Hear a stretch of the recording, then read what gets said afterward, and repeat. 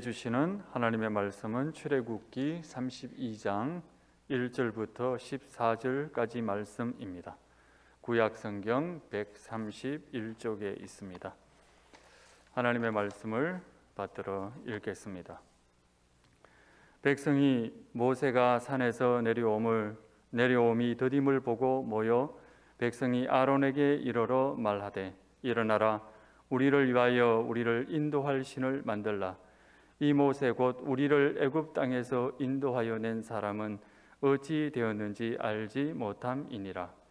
아론이 그들에게 이르되, 너희의 아내와 자녀의 귀에서 금고리를 빼어 내게로 가져오라. 모든 백성이 그 귀에서 금고리를 빼어 아론에게 가져가매, 아론이 그들의 손에서 금고리를 받아 부어서 조각칼로 새겨 송아지 형상을 만드니, 그들이 말하되, 이스라엘아, 이는 너희를 애굽 땅에서 인도하여 낸 너희의 신이로다 하는지라. 아론이 보고 그 앞에 제단을 쌓고, 이에 아론이 공포하여 이르되, 내일은 여호와의 절일이니라 하니, 이튿날에 그들이 일찍이 일어나 번제를 드리며 화목제를 드리고 백성이 앉아서 먹고 마시며 일어나서 뛰놀더라. 여호와께서 모세에게 이르시되, 너는 내려가라. 내가 애굽 땅에서 인도하여 낸 내 백성이 부패하였도다.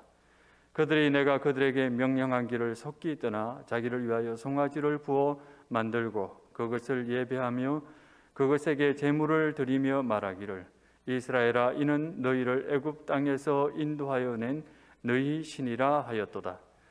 여호와께서 또 모세에게 이르시되, 내가 이 백성을 보니 목이 뻣뻣한 백성이로다.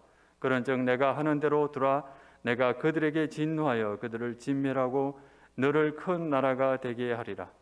모세가 그의 하나님 여호와께 구하여 이르되, 여호와여, 어찌하여 그 큰 권능과 강한 손으로 애굽 땅에서 인도하여 내신 주의 백성에게 진노하시나이까?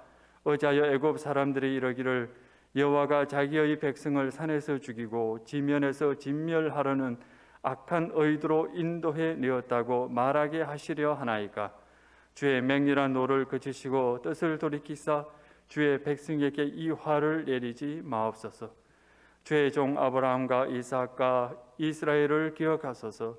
주께서 그들을 위하여 주를 가리켜 맹세하여 이르시기를, 내가 너희의 자손을 하늘의 별처럼 많게 하고 내가 허락한 이 온 땅을 너희의 자손에게 주어 영원한 기업이 되게 하리라 하셨나이다. 여호와께서 뜻을 돌이키사 말씀하신 화를 그 백성에게 내리지 아니하시니라. 아멘. 고마우신 하나님, 주의 은혜가 족합니다. 주님의 은혜를 모르기 때문에 늘 불만족스럽고 늘 불평이 가득합니다. 주의 은혜를 알게 되면 다 만족하고 감사합니다. 환경이 바뀌어서 사람이 바뀌어서가 아니라 주님의 은혜 그 자체로 이 모든 것들을 새롭게 볼 수 있는 해석 능력이 생기기 때문입니다. 오늘 이 시간 우리의 마음과 심령을 주의 말씀에 초점 맞추어지게 하여 주옵소서. 말씀하여 주시고 듣게 하시고 그 말씀대로 살아낼 수 있는 능력을 허락하여 주옵소서. 예수님의 이름으로 기도하옵나이다. 아멘.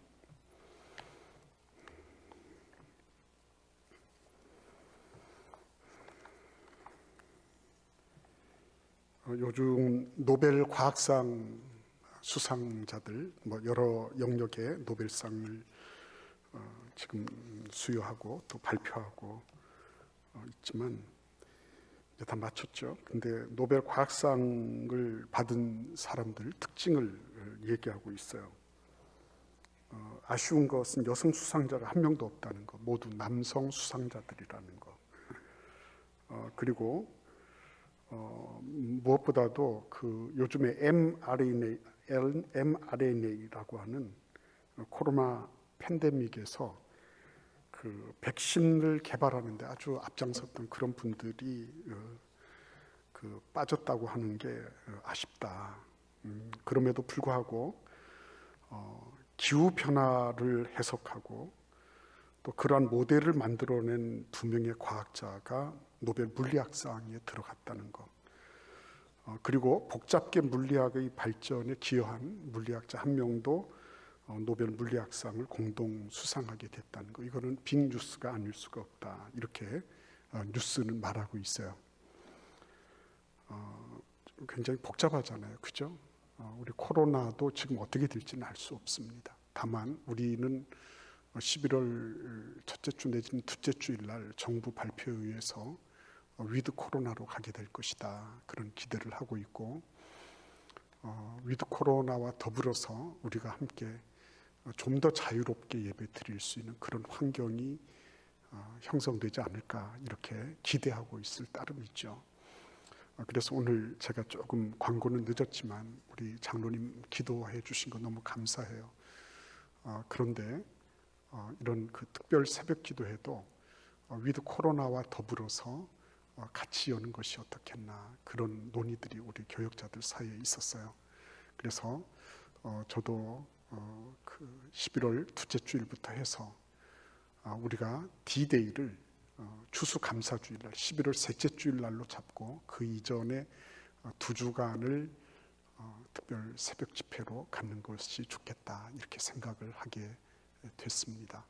그래서 여러분들께 미리 공지하지 못한 점을 사과드리고, 그러나 11월 셋째 주일날 우리가 다 함께 모여서 예배드리는 그런 D-Day로 잡을 때 그 앞에 우리가 2주간 동안을 기도로 준비하며 예배하는 것은 굉장히 의미가 있겠다 하는 그런 목회적인 판단을 하게 된 것을 여러분들이 이해해 주시기를 바랍니다.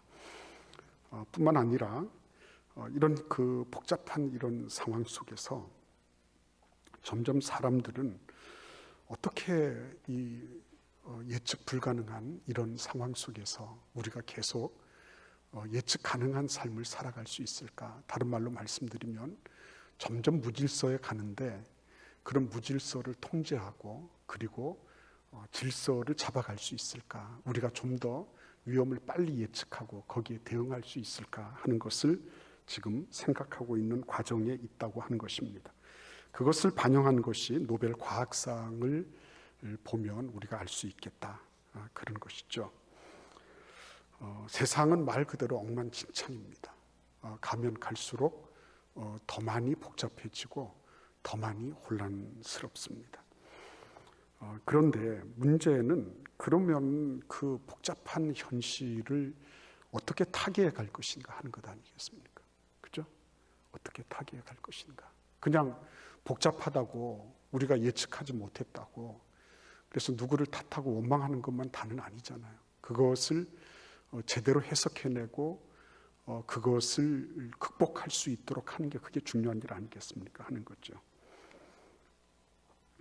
하나님은 무질서의 하나님이 아니시고 질서의 하나님이십니다. 하나님은 그렇기 때문에 무질서한 상태에 찾아오셔서 질서를 회복시키는 그런 일을 해 오셨습니다. 근데 중요한 것은 이러한 그 질서를 회복시킨다고 하는 것이 그냥 막상 하나님이 찾아오셨기 때문에 모든 것이 저절로 자동으로 된다는 것은 아닌 것입니다. 오늘 우리는 이 읽은 출애굽기 32장의 본문 말씀을 통해서 정말 어처구니 없는 그런 무질서 상태를 발견하게 되는 겁니다.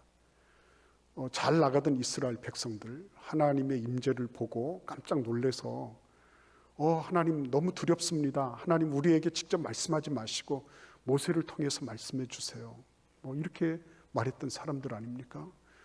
회막을 짓겠다고 하니까 자기들 거 있는 거 없는 거 다 꺼내가지고서 하나님께 드렸던 그런 이들 아니겠습니까? 그런데 이들이 모세가 하나님과 대면하기 위하여 올라간 40일을 참아내지 못했어요. 40일을 참아내지 못했습니다. 그래서 뭐라고 얘기했습니까? 우리를 위하여 우리를 인도할 신을 만들어내라 라고 이렇게 얘기했습니다. 40일을 참지 못하고 그들이 내놓은 해결책은 우리의 신을 만들어내라 하는 거였어요.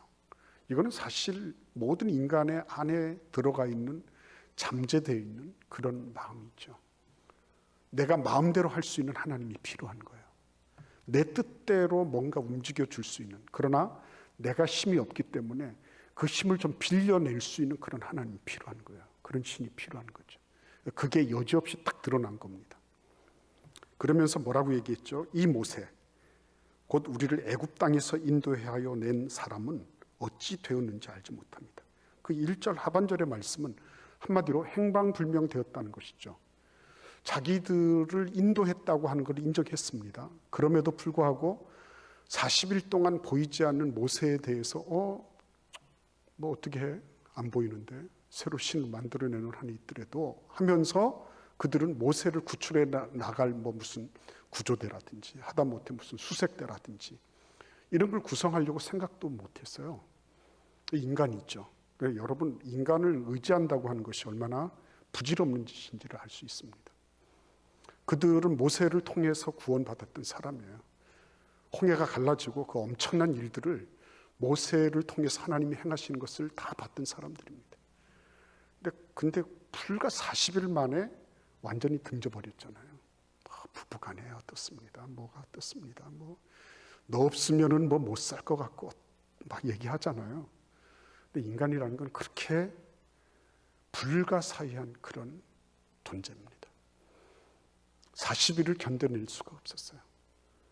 그래서 한번 좀 참아보자든지 아니면 수색대를 보내자든지 뭐 어떤 그 구조 신호를 좀 어떻게 받아보자든지 뭐 이런 어떤 해결책의 여지를 조금도 남겨놓지 않고 그들은 새로운 신을 만들고자 덤벼들었던 것입니다.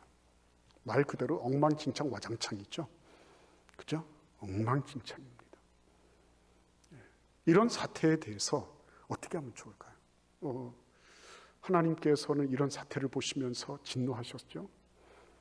그리고 모세를 대면하십니다. 자, 여기에서 굉장히 중요한 장면이 나오는 겁니다. 우리가 잘 알고 있는 바와 같이 아인슈타인은 그런 말을 했어요. 문제가 발생할 당시의 의식 수준으로는 결코 문제를 해결할 수가 없다. 이 얘기는 굉장히 중요한 일입니다. 굉장히 복잡하잖아요. 그죠? 인생이 얼마나 복잡다단합니까? 그런데 이런 예측 불가능한 그런 인생길을 걸어가면서 그 문제가 발생할 그때 당시의 그 의식 수준, 그걸 가지고서 문제를 해결하겠다고 하는 거는 아니라는 거죠. 불가능하다는 겁니다. 그렇게 문제를 잡고 씨름한다고 해서 문제가 해결되느냐? 아니에요. 그렇지 않을 수 있습니다. 그래서 어떤 사람은 그 호미로 막을 수 있는 것을 가래로 막아야 되고 그것도 안 돼서 막 포크레인 불러야 되고 이런 경우도 생기는 겁니다. 근데 어떤 사람은 포크레인 가지고서 작업을 해야 될 일을 간단하게 호미짓 몇 번으로 끝내버릴 수도 있는 그런 문제 해결자도 있을 수 있는 거예요. 다릅니다, 여러분. 어떤 일들이 딱 발생했을 때 그 일들을 딱 보고서 그거를 정말 더 확실하고 분명하게 해결을 할 뿐만 아니라 앞으로 나아가는 그런 디딤돌로 삼을 수 있는 그런 인격이 있는가 하면 그런 문제가 딱 발생했을 때 그거를 통해서 엄청나게 큰 문제로 만들어버리고 나중에는 다 같이 공멸을 해버리는 그런 인격도 있는 거예요. 그러니까 여러분, 이런 그 복잡다단한 이런 일들이 발생했을 때 과연 하나님께서는 어떻게 움직이셔서 이것을 질서로 그리고 정돈하게 하시고 이거를 회복시켜 주시는가, 이걸 우리는 봐야 되겠다는 거죠. 그래서 오늘 우리는 이 말씀을 통해서 정말 만사형통한 인격이 어떻게 길러지는가. 엉망진창 와장창인데, 그런데 그 와장창에 그런 무질서를 어떻게 하나님이 정돈해 주시고 그런 것에 쓰임받는 인격은 어떤 인격일까? 우리는 그것을 알고 싶은 거예요. 오늘 본문 말씀을 통해서.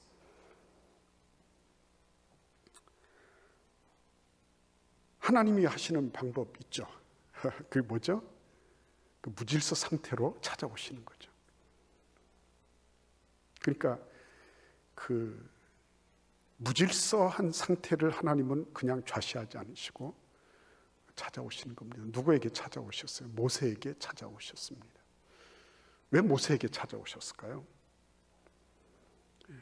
이 무질서 상태를 벗어나기 위해서 하나님이 찾으신 한 사람이 모세였다. 이 얘기는 무슨 얘기를 하는 것입니까? 하나님이 찾으시는 사람은 많은 사람이 아니라는 거예요. 얼마나 많느냐 이게 아니라는 겁니다. 하나님이 찾으시는 사람은 그 사람이 있느냐 없느냐 이게 중요하다는 거예요. 하나님이 찾으시는 믿음은 큰 믿음이 아닙니다. 그 믿음이 있느냐 없느냐의 문제예요. 겨자씨 하나일 만한 믿음이 있는 것과 그것이 없는 것은 엄청난 차이가 있는 거예요. 내가 나는 믿음이 없어서 뭘 못합니다. 아니죠. 엄밀하게 말하면 믿음이 정말 없어 보세요. 그런 말조차 할 수가 없습니다. 진짜 중요한 건 뭐예요? 믿음이 얼마나 크냐 적냐의 문제가 아니라 그 믿음이 있느냐 없느냐의 문제다.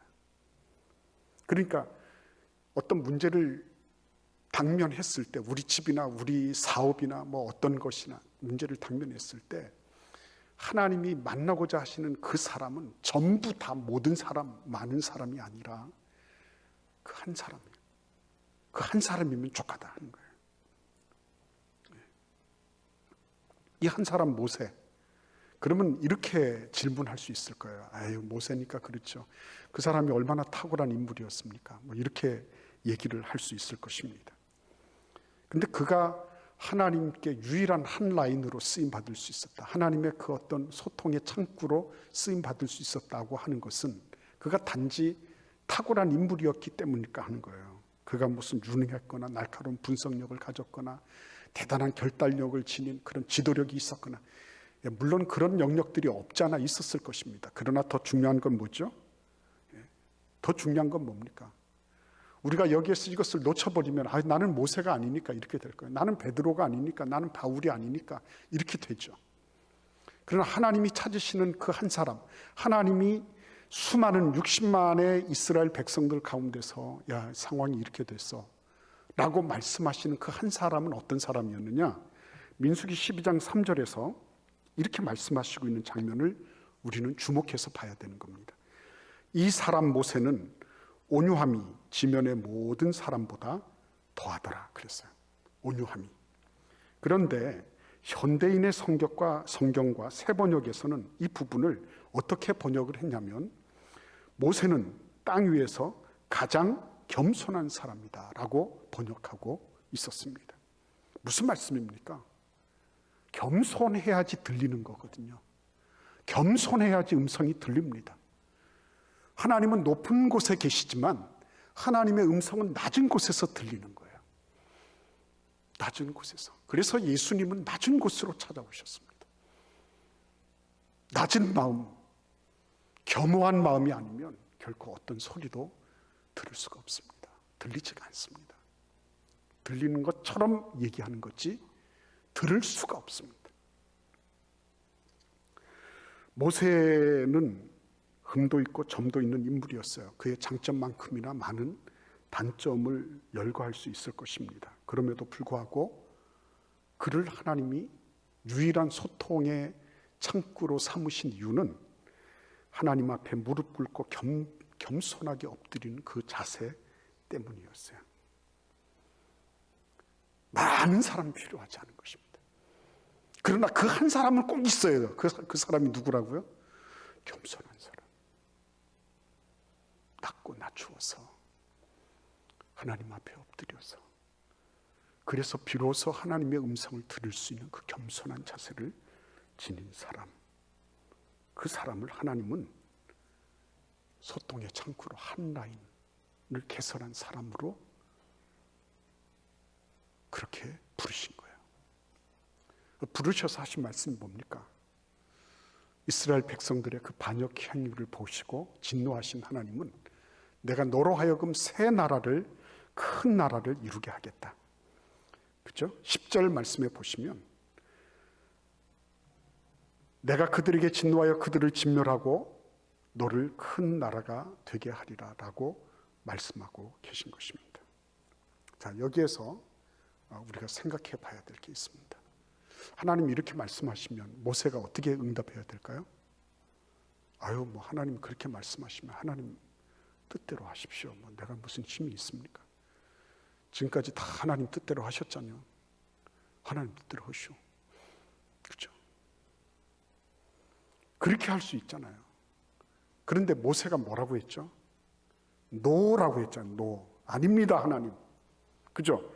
우리가 읽은 본문의 11절부터 14절까지의 말씀은 노라고 말하는 모세의 그 논리, 모세가 왜 노라고 말하는지를 아주 명명백백하게 설명하고 있는 것입니다.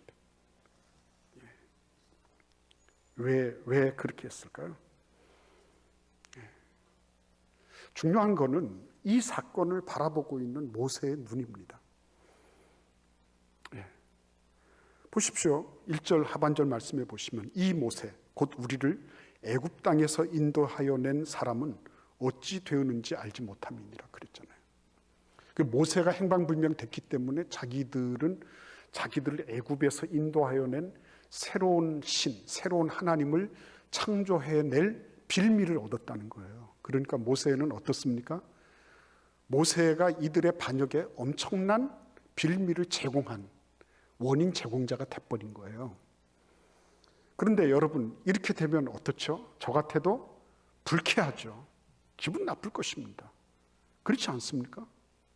아유, 당신 때문에 이렇게 된 거야 라고 얘기하는데, 아, 그래, 기분 좋다. 그래, 맞아. 그래, 그 말이 맞아. 이렇게 한 사람이 몇 명이나 되겠어요. 기분 뭐 좋다 소리는 안 하더라도 기분이 그렇게 뭐 좋지 않을 것 아니겠어요. 그리고 좋지 않은 것에서 나아가서 어떻습니까? 아니, 내가 뭘 잘못했는데 하나님이 오라 그래서 내가 간 거고, 너희들은 내가 그 흑암이 있는 곳에서 하나님의 산으로, 그 신의 산으로 올라가는 걸 다 봤잖아. 그러면 너희들이 대충 알아가지고 해야지 나를 이런 식으로 매장할 수 있냐, 이렇게 말할 것 아니에요. 그죠?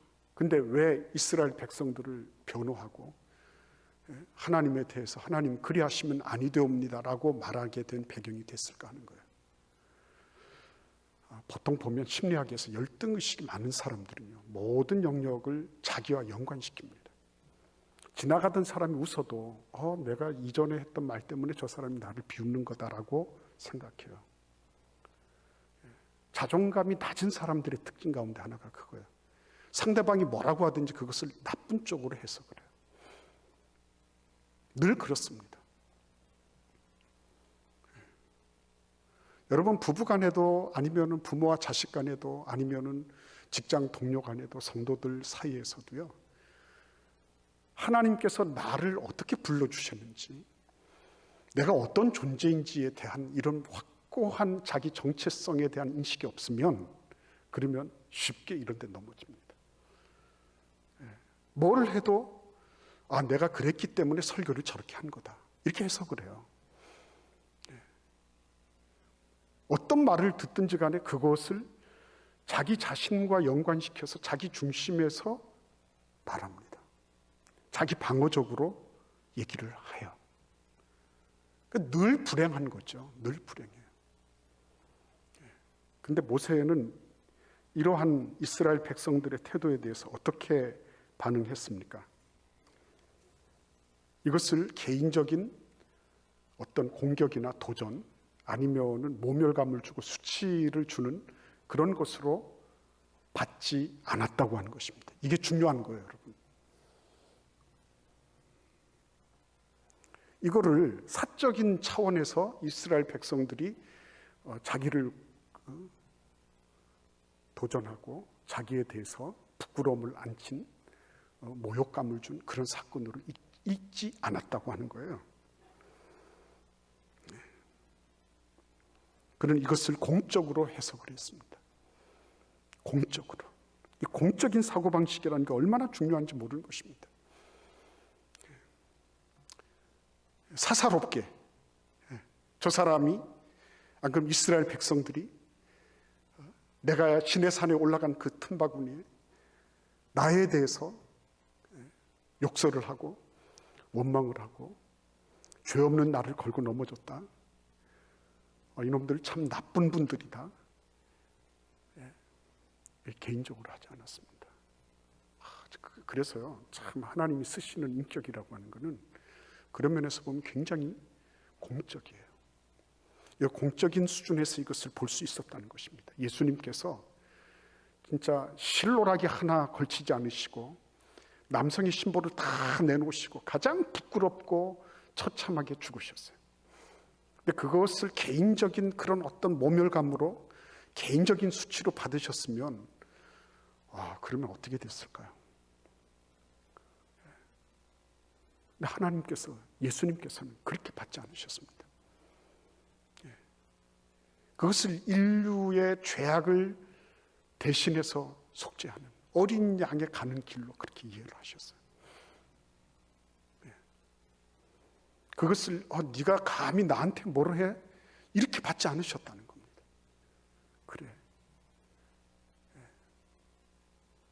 죄악을 속죄하기 위한 어린 양에 가는 길, 그 길을 공적으로 예수님 묵묵히 걸어가신 거예요.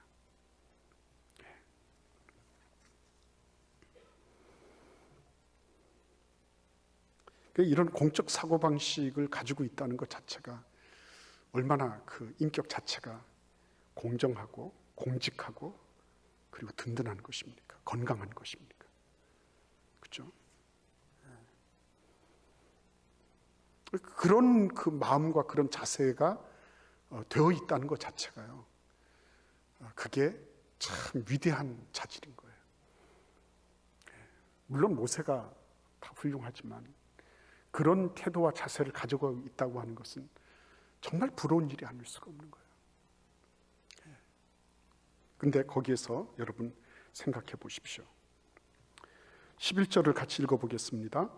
모세가 그의 하나님 여호와께 구하여 이르되 여호와여 어찌하여 그 큰 권능과 강한 손으로 애굽 땅에서 인도하여 내신 주의 백성에게 진노하시나이까.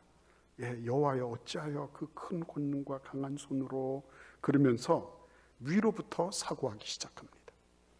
위로부터.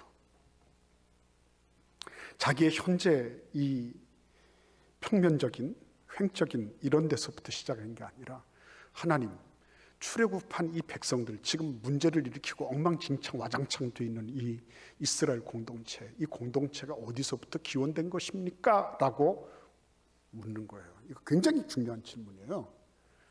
어떤 문제가 딱 발생했을 때 아니 누구 때문에 어떻게 해서 니놈이, 이게 아니라 이것이 위로부터 하늘로부터 어떻게 기원되어 왔는지를 가늠하고 그것을 생각해낼 줄 아는 것, 그게 겸손한 모습이에요. 여러분, 겸손하지 않으면 내가 힘이 있으니까 내가 해석하고 내가 잡으려고 하죠. 내가 통제하려고 하죠. 정말 중요한 건 무슨 사건이 일어났느냐가 중요한 게 아닙니다. 사건을 대하는 나의 자세가 중요한 거예요. 실패했다? 실패가 뭐 그렇게 중요합니까? 실패하지 않은 인생이 어디 있습니까? 실패를 대하는 나의 자세가 100만 번 중요한 거예요.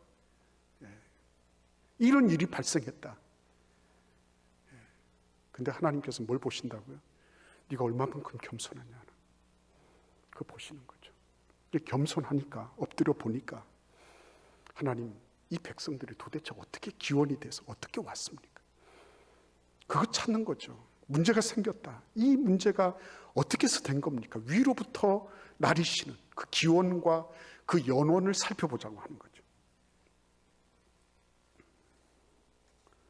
내가 어떻게 구원받았습니까? 내가 어떻게 하나님의 자녀가 되었습니까? 내가 어떻게 주의 몸된 교회가 되었습니까? 그렇죠? 이 기원을 살펴보는 거. 저 혼자 아기 낳았습니까? 하나님이 주시지 않았으면 이 아기가 어떻게 나왔습니까? 그렇죠? 여러분, 이게 그러기 때문에요, 이런 사고방식을 가질 수 있다고 하는 것은 엉망진창이 되었을 때 완전히 뒤죽박죽 되었어. 이거는 뭐 어떻게 어디서부터 손을 대야 될지 모르겠다. 이럴 때 하나님이 주시는 절호의 은혜요, 기회예요. 이런 기회가 하나님 앞에 나갈 때마다 하나님께서 거기에 대해서 응답해 주시고 거기에 대해서 하나님이 해석해 주실 때, 그때 영적으로 키가 자라는 거예요. 영적으로 그 사람이 성장하는 거예요. 횡적으로 뭐 와둥바둥 하는 거야. 예수 안 믿어도 잘하고요. 교회 안 다녀도 그런 건 잘합니다. 그러나 하나님으로부터 생각하고 위로부터 생각하고, 그래서 기원이 어떻게 됐는지 그것을 하나님께 여쭤보고 따져볼 줄 아는 거. 이거는 놀라운 권이죠. 겸손한 사람이라고 하는 게 그저 몸 굽신거리고 이러고 다니는 게 겸손이 아닌 거예요.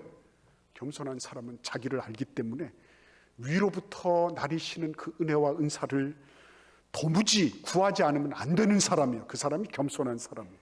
골로새서 3장 1절 말씀을 제가 읽어 드리겠습니다. 그러므로 너희가 그리스도와 함께 다시 살리심을 받았으면 위의 것을 찾으라.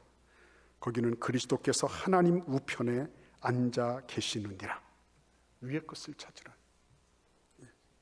근데 위의 것만 찾지 않았어요. 우리 같이 한번 그 12절 말씀을 읽어보겠습니다. 어찌하여 애굽 사람들이 이르기를 여호와가 자기의 백성을 산에서 죽이고 지면에서 진멸하려는 악한 의도로 인도에 내었다고 말하게 하시려나이까. 여러분, 여기 보시면요, 겸손하게 되면 뭐가 나타나는 줄 압니까? 하나님의 평판에 대해서 관심을 가져요. 하나님이 이 일 때문에 어떻게 평가될까, 다른 사람들에게 어떻게 이미지 메이킹이 될까, 이런 부분들을 의식하게 돼 있어요.